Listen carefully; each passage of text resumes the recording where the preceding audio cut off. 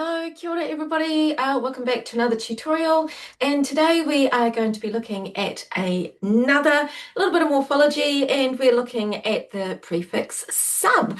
So, of course, as I always say, handy whiteboard, handy pen, that's all you need. Plus, also make sure that you've got your word bank all ready to use with your students. So as I was saying, today we're looking at another little bit of morphology, and this is a prefix, and the prefix is sub, and this usually means below or under. Although I did find out that historically it also did mean near with some words as well, but we'll talk about that a little bit later in this video. So this is a Latin prefix, and normally what I do with students is I get them to write out the meaning. If you're a purist, you'll be writing denotes, but I've got no problem with just saying sub usually means below or under. Now, one of my favorite things to do is to explain it to students by showing them the word submarine. Submarine is actually one of my favorite words because I'm such a word nerd. So sub means below and marine means water. So it literally translates to below water or underwater. And then, of course, we pop that together and we get submarine. Okay, I've taken the time to write up a few words here. So yeah, we've got submerge, which means below the water. Submit, which means to be put under, basically put under someone's authority. Send actually normally means to send, so it's kind of like to send under or put under someone's authority. Subtract, of course, is to take away, draw or pull, and take out from underneath. Then, of course, you've got a subheading, which is below the main heading. And this is what I always like to point out for students as well, and anyone that's working with me.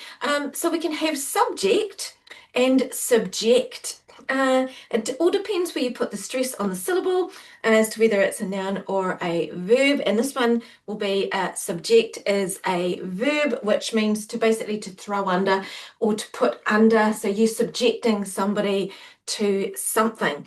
Now, we also have a few words that fit into the science realm and the mathematical realm. So we have some academic words here. We've already got subtract, which fits into our mathematical realm. Then we've also got subset, and fitting into the scientific academic language, we have subatomic, and I'm just going to check my notes. We also have, subspecies. Subspecies. There. So you can see that sub comes into a lot of academic language as well.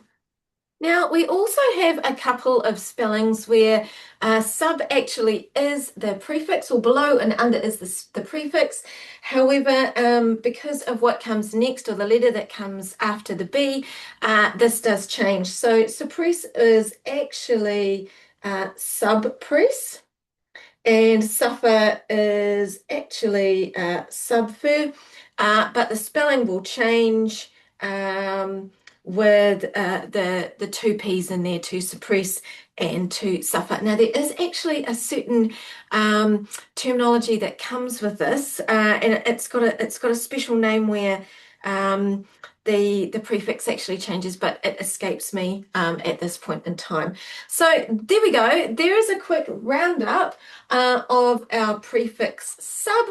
I find it's really good to teach to my learners. You know, I deal with a lot of neurospicy learners, dyslexia, dyscalculia, dysgraphia, and also ADHD, and I find it's really helpful to work on those word parts and to break them right down.